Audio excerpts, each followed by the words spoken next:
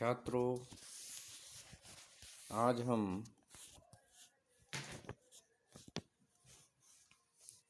पुनः प्रगतिवादी एवं जनवादी कवि नागार्जुन की कविता बादल को घिरते देखा है को लेकर उपस्थित हुए हैं।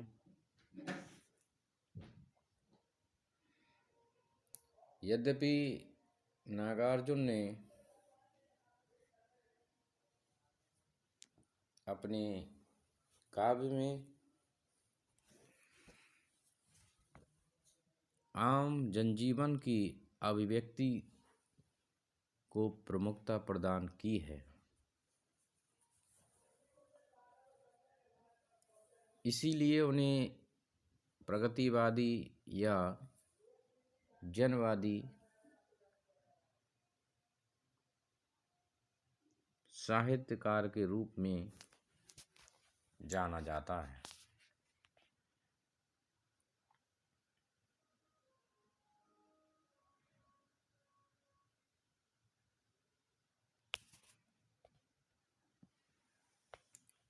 परंतु उन्होंने प्रकृति परक कविताएं भी लिखी हैं, इसमें कोई संदेह नहीं है।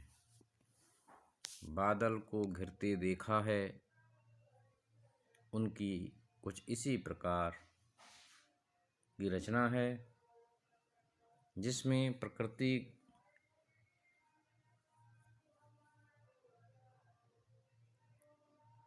के बादल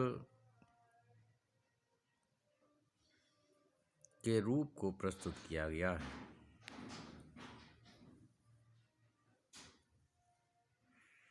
कवि ने कहा है कि दुर्गम बर्फानी घाटी में निज के ही उन्मादक परिमल, शत सहस्त्र फुट ऊंचाई पर अलख नाव से उठने वाले निज के ही उत्पादक परिमल के पीछे धावित होकर तरल तरुण कस्तूरी मृग को अपने पर चढ़ते देखा है, बादल को घिरते देखा है। कि दुर्गम बर्फानी घाटी में, कि दुर्गम जहाँ पहुँचना कठिन हो, बर्फानी बर्फ से ढकी हुई घाटी में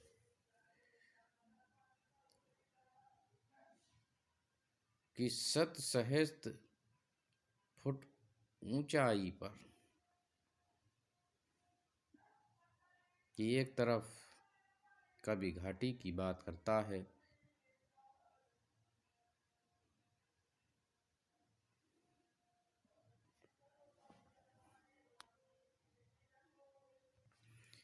वहीं दूसरी तरफ शत सहस्त्र सैकड़ों और हजारों फुट की ऊंचाई पर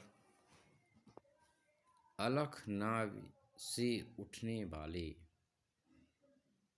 निज के ही उत्पादक परिमल, अलख जिसको देखना कठिन हो, अलख नाव से उठने वाले निज के ही उत्पादक परिमल। परिमल कहते हैं नई कोपल के लिए, जहाँ से बादल उठते हुए दिखाई देते हैं, कि पीछे धावित होकर तरल तरुण कस्तूरी मृग को अपने पर चढ़ते देखा है। अर्थात ऐसा प्रतीत होता है जैसे कि इतनी ऊंचाई पर कस्तूरी मृग दौड़ रहे हों।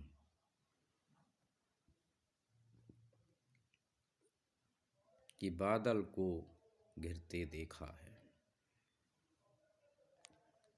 कहाँ गया धनपति कुबेर वह, कहाँ गई उसकी वह अलका।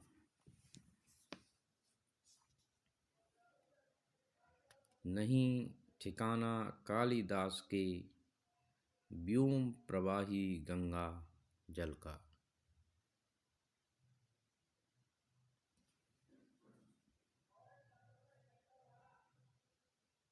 ढूंढा बहुत परंतु लगा क्या, मेघदूत का पता कहीं पर।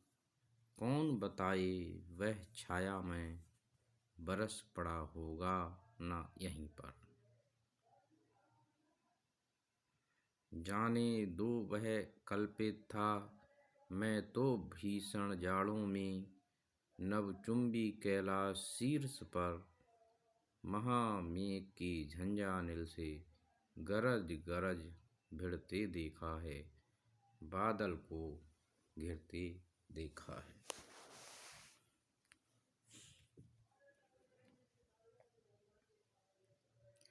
कि कहाँ गया धनपति कुबेर वह। कवि कहता है कि इस बात का कोई पता नहीं चल रहा है कि धन का स्वामी कुबेर कहाँ गया है,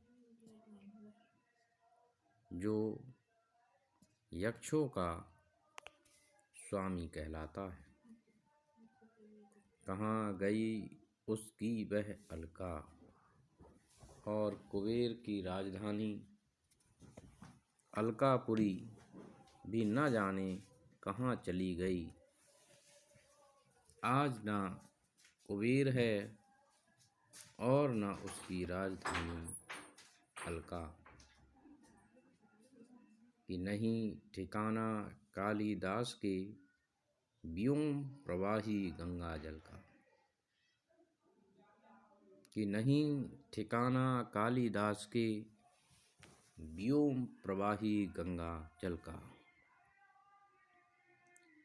और कालिदास ने आकाश में बहने वाली जिस गंगा जल का उल्लेख अपने मेघदूत में किया था, उसका भी कहीं पता नहीं है।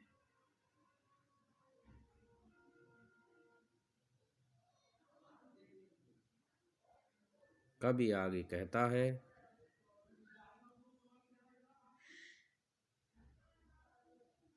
कि कौन बताए वह छाया में, बरस पड़ा होगा ना यहीं पर। जाने दो वह कवि कल्पित था, मैं तो भीषण जाड़ों में। नवचुंबी कैलाश शीर्ष पर, महामेघ की झंझानिल से गरज गरज भिड़ते देखा है। बादल को गिरते देखा है। कि मैंने बहुत ढूंढा लेकिन दूत बनकर आने वाले उस बादल का भी कहीं कुछ पता नहीं लग सका। कि कौन बताए वह छाया में, बरस पड़ा होगा ना यहीं पर।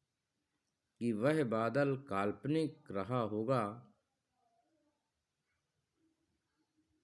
उसके बारे में भला कौन बताए। और वह यहीं कहीं पर बरस कर समाप्त हो गया होगा। कि जाने दो वह कल्पित था, वह कल्पना से परिपूर्ण था। और आगे कवि कहता है कि मैंने तो भीषण जाड़ों में, नवचुंबी कैलाश शीर्ष पर, महामेघ की झंझानिल से गरज गरज भिड़ते देखा है। और कवि कहता है कि कालिदास ने जिस यक्ष के बादल का चित्रण किया, हो सकता है कि वह काल्पनिक रहा हो, लेकिन मैंने तो स्वयं ही भीषण जाड़ों में और आकाश को चूमने वाले कैलाश शीर्ष पर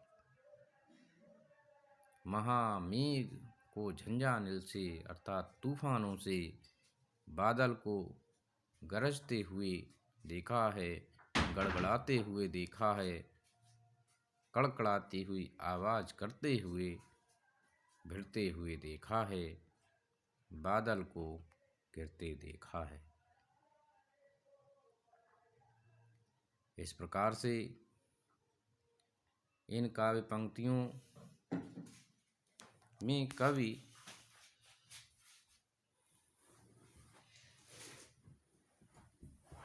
बादलों के माध्यम से प्रकृति का चित्रण करता है और बादलों को विभिन्न रूपों में प्रस्तुत करता है और इसके साथ ही पौराणिक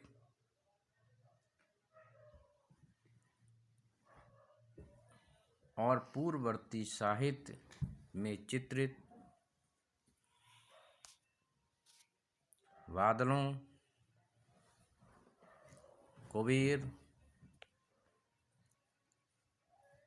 अलकापुरी आदि का भी चित्रण करता है और ये समझाने का प्रयास करता है कि भले ही